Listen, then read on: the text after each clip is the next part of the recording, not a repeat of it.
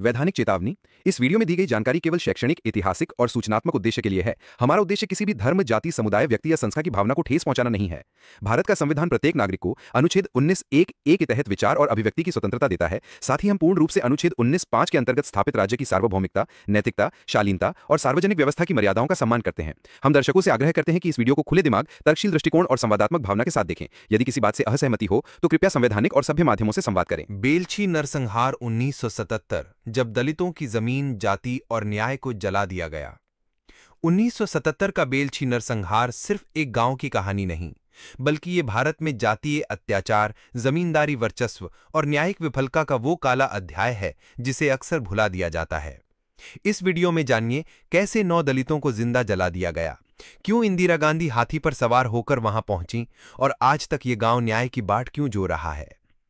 कभी कभी एक गांव की मिट्टी इतिहास का ऐसा जख्म बन जाती है जो ना तो सूखता है, न ही सिसकियां बंद होती हैं। 1977 का बेलछी ऐसा ही एक नाम है।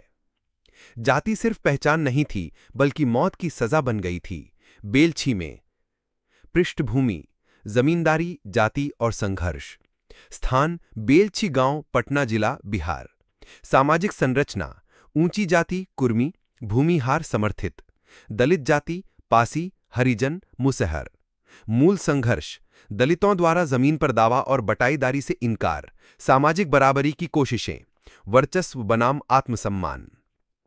ये सिर्फ खेतों का झगड़ा नहीं था, ये सवाल था कौन सिर उठाकर जिएगा। 27 मई 1977 नरसंहार की भयावह रात।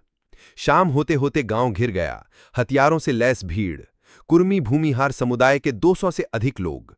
निशाना दलितों के घर। घरों में आग लगा दी गई। 9 लोग जिंदा जला दिए गए, जिनमें महिलाएं और बच्चे भी थे।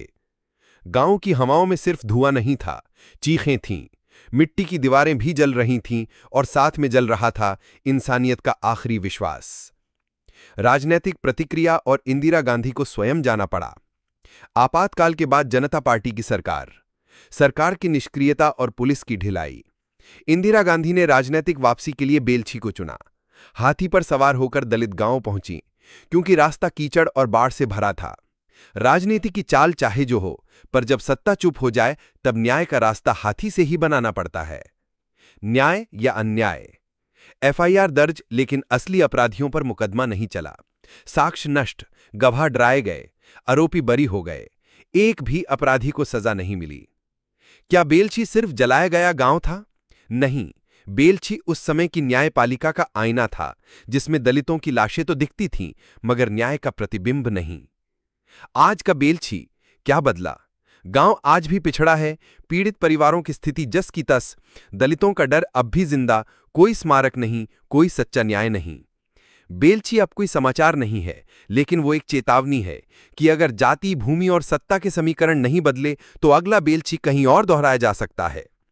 बेलछी की आग बुझ गई थी, लेकिन क्या आप उस राख को पढ़ सके? अगर इस वीडियो ने आपको झकझोर दिया हो तो इसे शेयर करें, ताकि भारत की वो सच्चाई जिसे इतिहास की किताबों में जगह नहीं मिली, वो YouTube के जरिए जिंदा रहे।